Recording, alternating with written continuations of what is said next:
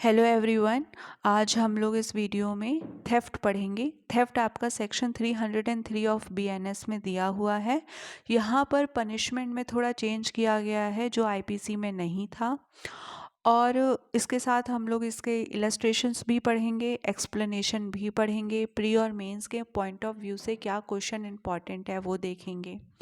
Theft को mains में पूछा जाता है और इलस्ट्रेशन पर इसका क्वेश्चन आता है, और प्री में भी यहाँ से क्वेश्चन पूछा जाता है। सेक्शन तो इसका पूछा ही जाता है, तो सेक्शन आपको पता होना चाहिए, 303 में दिया है। और जो पनिशमेंट में चेंज हुआ है तो वो बहुत इंपॉर्टेंट हो जाता है, वहाँ से भी आपका प्री का क्वेश्चन जुडिशरी में बनेगा। तो वीडियो को लास्ट तक देखिएगा और हेल्पफुल हो तो लाइक शेयर सब्सक्राइब ज़रूर करिएगा। Section 303, whoever intending to take any movable property out of the possession of any person without that person's consent move that property in order to such taking is said to commit theft। तो जब कोई भी व्यक्ति dishonest intention के साथ किसी movable property को person की पोजेशन से उसकी सहमति के बिना उस प्रॉपर्टी को मूव करता है, उस प्रॉपर्टी को लेने के लिए, तो क्या बोलते हैं कि उसने थेफ्ट किया है, उसने चोरी करी है। तो यहाँ पर हमने देखा कि डिसऑनेस्ट इंटेंशन होना चाहिए, सब्जेक्ट मैटर मूवेबल होना चाहिए, पर्सन की सहमति के बिना उसकी पोजेशन से उस प्रॉपर्टी को लेने के लिए मूव किया जा रहा है। तो मतलब उस पर्सन ने, जिसने प्रॉपर्टी मूव करी है, उसने थेफ्ट कमिट किया है। ठीक है। अब इसके बाद यहाँ पर एक प्री का क्वेश्चन बनता है कि इंटेंशन कैसा होना चाहिए, मतलब यहाँ पर मेंसरिया किस फॉर्म में है। तो मेंसरिया आपके डिसऑनेस्ट इंटेंशन के फॉर्म में है। मेंसरिया नॉलेज के फॉर्म में हो सकता है, फ्रॉडुलेंट इंटेंशन, डिसऑनेस्ट इंटेंशन ऐसे हो सकता है। तो यहाँ पर क्या वर्ड यूज़ किया गया है, डिसऑनेस्ट इंटेंशन होना चाहिए। ये आप याद रखेंगे क्योंकि यहाँ पर प्री से क्वेश्चन पूछा जा चुका है, आप PYQs में जाकर देख सकते हैं, और सेक्शन 303 है। तो एक्सप्लेनेशन 1 कहता है, a thing is so long as it attach to the earth not being movable property is not the subject matter of theft but it become capable of being the subject of theft as soon as it is severed from the earth। देखो, कोई चीज़ है जो अर्थ से attach है तो वो क्या है, वो इमूवेबल प्रॉपर्टी है, उसकी चोरी नहीं हो सकती है। क्यों? क्योंकि चोरी होने के लिए प्रॉपर्टी का मूवेबल होना ज़रूरी है। तो जैसे ही उस प्रॉपर्टी को मूवेबल में कन्वर्ट कर दिया जाता है, वो जो अर्थ से अटैच है उससे उसको अलग कर दिया जाता है, तो अब वो क्या हो गई है, वो मूवेबल प्रॉपर्टी हो गई है और अब उसकी चोरी हो सकती है। तो a thing so long as it is attach to the earth not being a movable property, उसकी चोरी नहीं हो सकती है, but become capable of being subject matter of theft as soon as उसे अर्थ से क्या कर दिया गया है, अलग कर दिया गया है। तो एक्सप्लेनेशन 1 आपको याद रखना है। एक्सप्लेनेशन 2 बताता है, अ moving effected by the same act which affect the severance may be theft. तो एक एक्ट था, एक कार्य था, जिस कार्य के ज़रिए अर्थ से प्रॉपर्टी को अलग किया गया। ठीक है, तो उससे क्या हुआ है, मूवमेंट हुआ है, एक प्रॉपर्टी को अर्थ से अलग किया गया है, उस मूवमेंट को भी हम थेफ्ट कहेंगे। फिर से पढ़ते हैं, a moving effected by same act. Moving कैसे हो रही है, सेम एक्ट से हो रही है, सेम कार्य से हो रही है, जिस कार्य से अर्थ से उस प्रॉपर्टी को अलग किया गया था, सेवरेंस किया गया था, तो वो भी क्या हो जाएगा, थेफ्ट में आ जाएगा। तो एक चीज़ को दूसरी चीज़ से अलग करना डिसऑनेस्ट इंटेंशन के साथ पर्सन की बिना सहमति के वो क्या हो गया, अपने आप में थेफ्ट हो गया। Explanation 3, a person is said to cause a thing to move by removing an obstacle which prevented it from moving or by separating it from any other thing as well as by actually moving it। अब कब कहा जाएगा कि एक person ने एक property को move किया है, ये कब कहा जाएगा? तो a person is said to cause a thing to move by removing an obstacle. एक प्रॉपर्टी थी, प्रॉपर्टी मूव नहीं हो सकती थी क्योंकि कोई ऑब्स्ट्रकल था, ठीक है। अब उस पर्सन ने क्या किया, वो जो हिंड्रेंस था, वो जो ऑब्स्ट्रकल था, बैरियर था, उसको रिमूव कर दिया। उसने खुद से प्रॉपर्टी मूव नहीं करी है, उसने वो बैरियर, वो ऑब्स्ट्रकल रिमूव किया है, जिसकी वजह से वो प्रॉपर्टी क्या हो रही है, मूव हो गई है। तो हालांकि उसने एक्चुअली में अपने हाथों से तो प्रॉपर्टी को मूव नहीं करा, लेकिन उसने वो ऑब्स्ट्रकल हटा दिया जिसकी वजह से वो प्रॉपर्टी अपने आप मूव हो गई। तो भी क्या माना जाएगा कि उसने उस प्रॉपर्टी को मूव किया है। या फिर एक प्रॉपर्टी दूसरी प्रॉपर्टी से, किसी चीज़ से जुड़ी हुई थी और उसने उस प्रॉपर्टी को सेपरेट कर दिया, तो क्या हो गया, तब भी माना जाएगा कि उसने उस प्रॉपर्टी को क्या कर दिया, मूव कर दिया। जैसे क्या था, एक एनिमल था, एक एनिमल किसी जगह से बंधा हुआ था जिस वजह से वो मूव नहीं हो सकता था, लेकिन उसने क्या करा, उसने बस वो जो जिस जगह से बंधा हुआ था वो जगह से उसको आज़ाद कर दिया। उसने खुद पकड़ के मूव नहीं करा, उसने बस उसको सेपरेट कर दिया जिस जगह से वो बंधा हुआ था। तो क्या माना गया कि उसने वो प्रॉपर्टी को क्या किया है, मूव किया है, उसने उस एनिमल को क्या किया है, मूव किया है। या फिर वो एक्चुअली में उसको मूव कर देता है तो भी मूवमेंट माना जाएगा। एक्सप्लेनेशन 4 कहता है a person who by any means cause an animal to move is said to move that animal and to move everything which in the consequence of motion so caused is move by that animal. तो एक person क्या कर रहा है, cause कर रहा है कि एक एनिमल मूव करे तो क्या माना जाएगा कि उस पर्सन ने उस एनिमल को मूव किया है, ठीक। अब उस एनिमल के मूव होने की वजह से जो सारा सामान, जो सारी प्रॉपर्टी मूव हुई है अपनी जगह से, वो भी मानी जा रही है कि उस पर्सन ने ही मूव करी है। A person who by any means cause an animal to move is said to move that animal, ठीक। तो किसी भी तरीके से अगर वो कॉज करता है कि एक एनिमल मूव करे तो माना जा रहा है कि उसने वो एनिमल मूव किया है, ठीक है।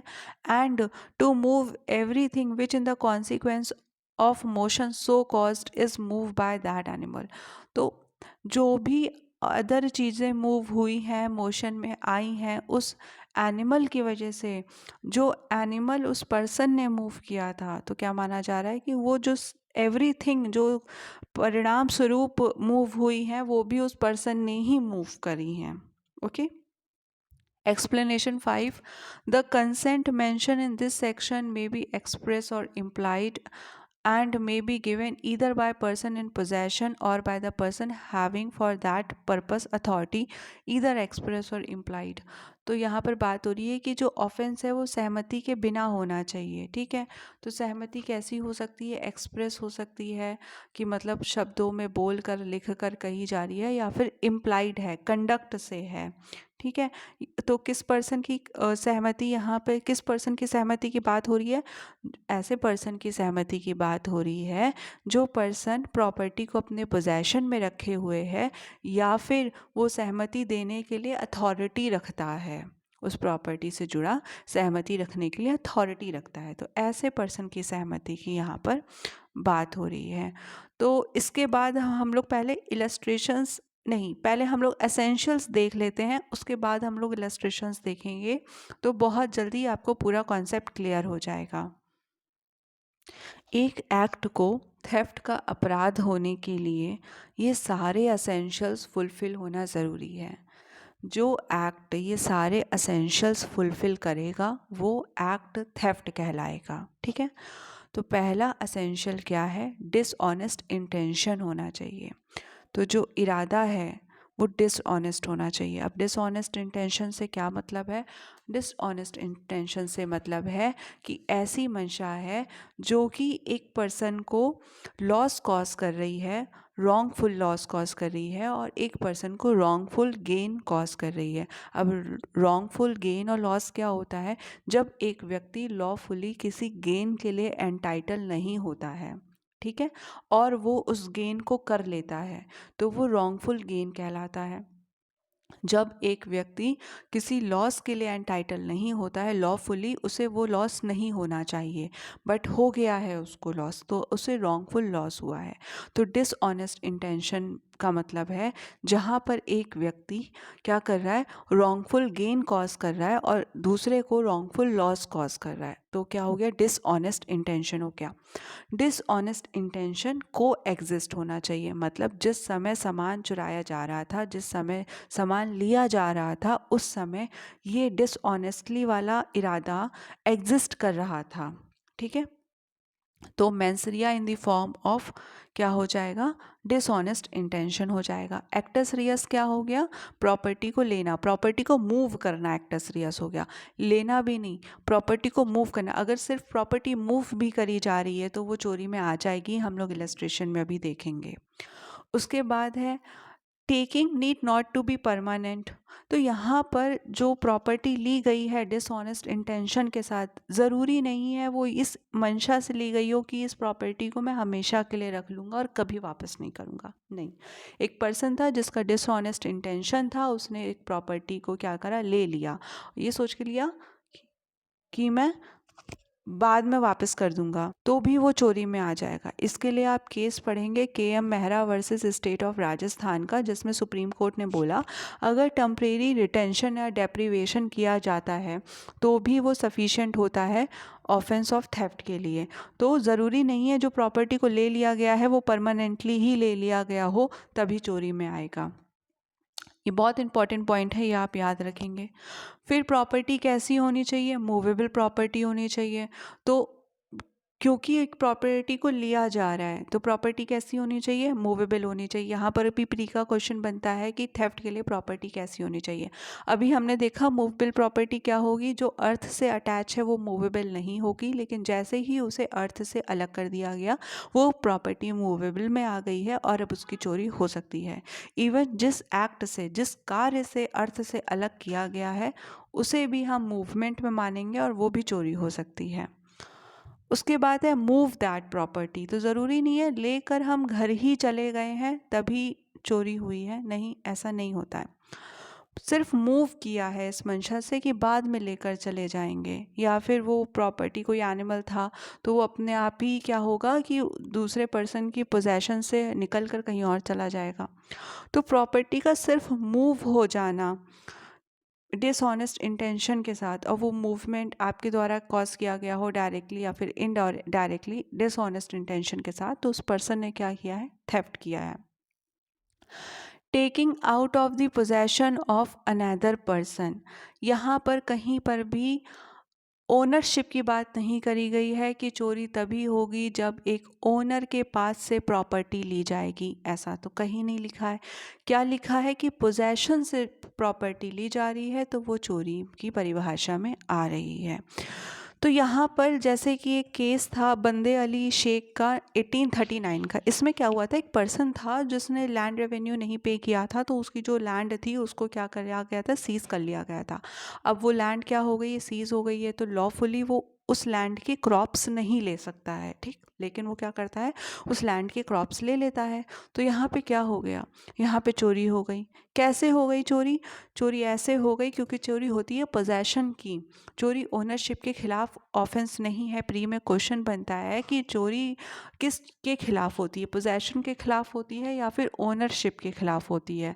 तो ओनरशिप के खिलाफ नहीं होती है, ओनरशिप तो उसी बंदे की थी जिस बंदे की प्रॉपर्टी अटैच हुई थी, सीज हुई थी, इसके बावजूद वो चोरी में आ गया।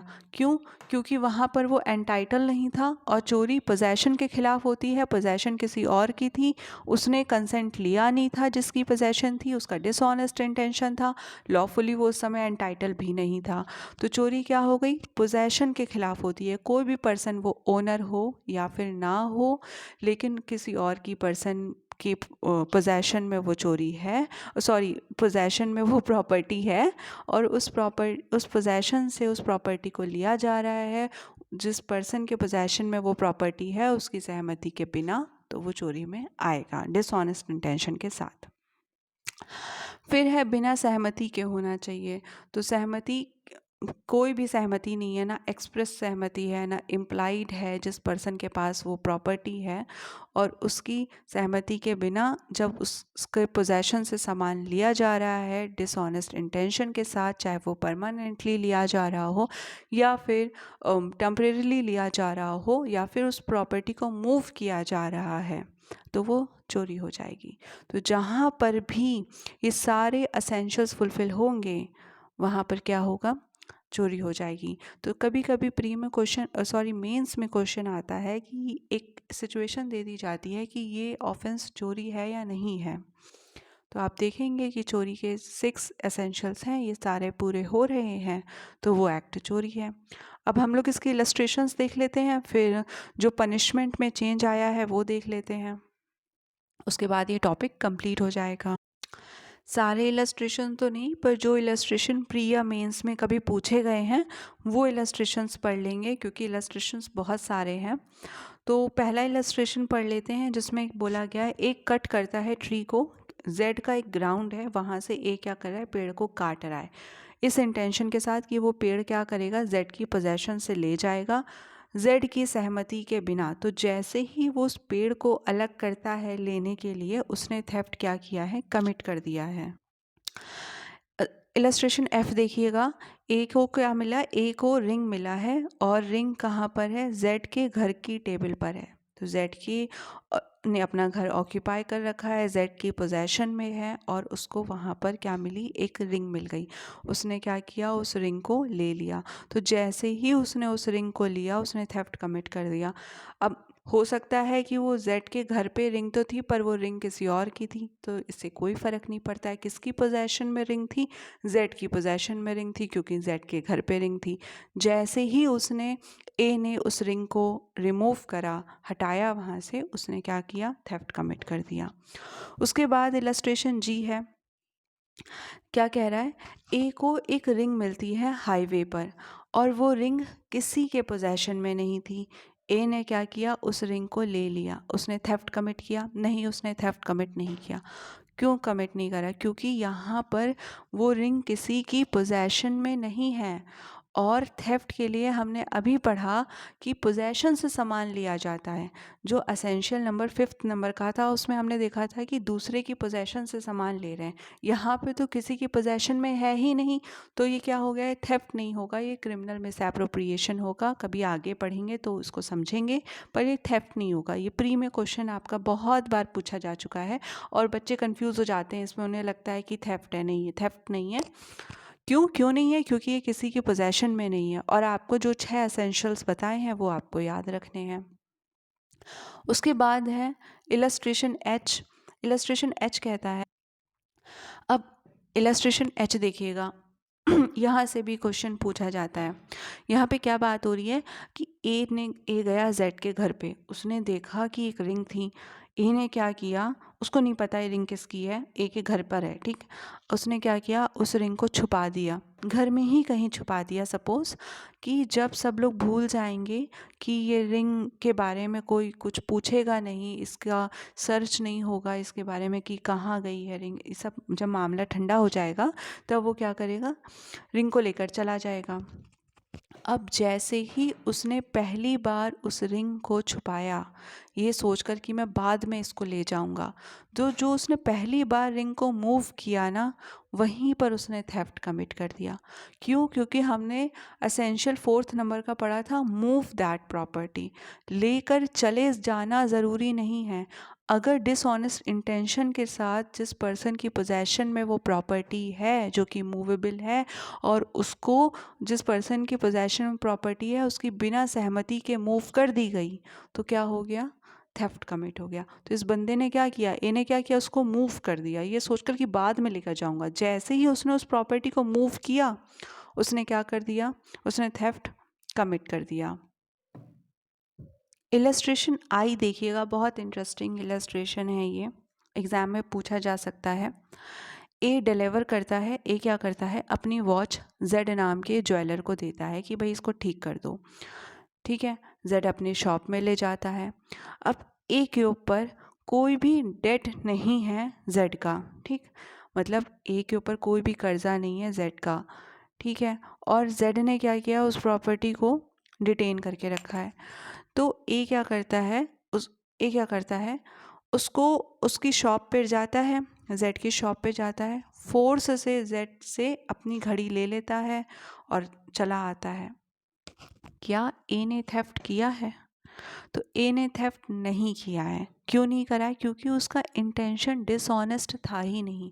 हमने पढ़ा कि डिसऑनेस्ट इंटेंशन का मतलब क्या होता है, कि आप किसी को रॉन्गफुल लॉस कॉज कर रहे हो और अपने आप को जो चोरी कर रहा है वो रॉन्गफुल गेन कॉज कर रहा है।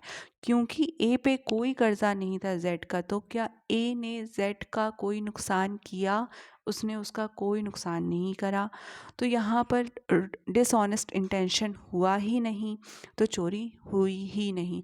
लेकिन उसने क्रिमिनल फोर्स का इस्तेमाल करा, असॉल्ट का इस्तेमाल करा, ट्रेसपास किया उसने, ये सारे ऑफेंसेस तो उसने किए, पर चोरी नहीं करी। क्यों नहीं करी? क्योंकि डिसऑनेस्ट इंटेंशन नहीं था।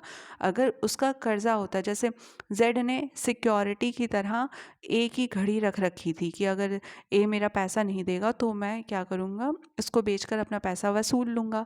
अब उसके बाद ए अगर जाकर वो घड़ी ले लेता तो वो चोरी हो जाता। क्यों? क्योंकि वहाँ पे डिसऑनेस्ट इंटेंशन हो जाता, वो वहाँ पर जेड को नुकसान कर रहा था, रॉन्गफुल लॉस कॉज कर रहा था। लेकिन यहाँ पर ऐसा कुछ नहीं था, इसलिए यहाँ पे डिसऑनेस्ट इंटेंशन नहीं था, इसलिए यहाँ पर चोरी नहीं हुई। तो आई होप आपको ये इलस्ट्रेशन समझ में आया हो। अब इलस्ट्रेशन एम देख लेते हैं, ये भी बहुत इंपॉर्टेंट है, ये प्री में इसका क्वेश्चन बनता है यहाँ से।